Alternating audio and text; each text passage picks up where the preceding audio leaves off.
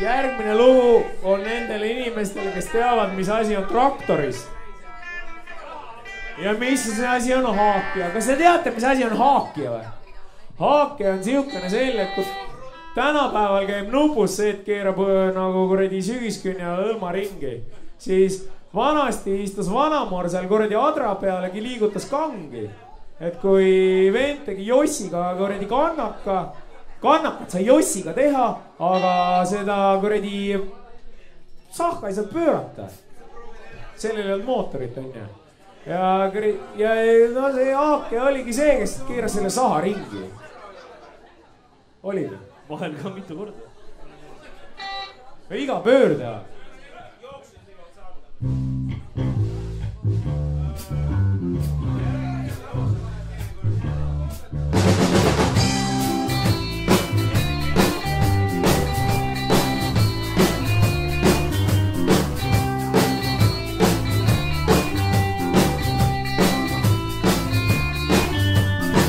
Rein traktoristiks oli, seda meist igaüks teab, aga Hann oli haakija suure traktori peal. Traktoristil olid ordenid ja kuulsus ja au, aga Hannil polnud muud kui üks tütarlapse laud.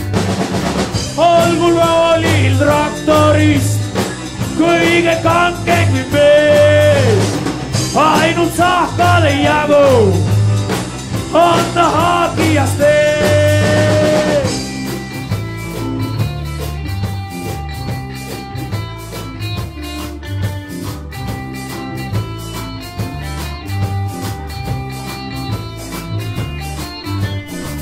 Rein instituudis õppis kaugõppe teel, aga Hannil oli tegemist, õppis keskkoolis veel. Hann, kelleks tahad saada?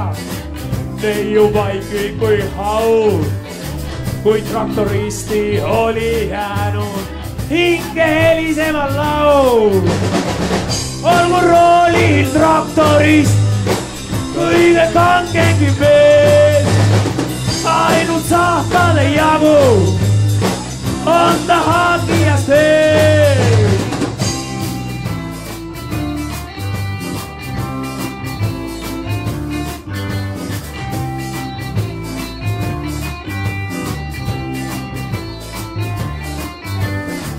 Kui autodega koju Rein töötasu viis, päris rasket sissi ka Hann juhtis siis. Üks sõiduluba neil, üks voodi ja laud, üks perekonna nimi, üks perekonna laud. Olgu roolil traktorist kõige kangegi mees, ainult sahkade jagu on ta haakijast ees. Olgu roolil traktorist kõige lahkemi mees, ainult sahkade jagu on ta haakijast ees, on ta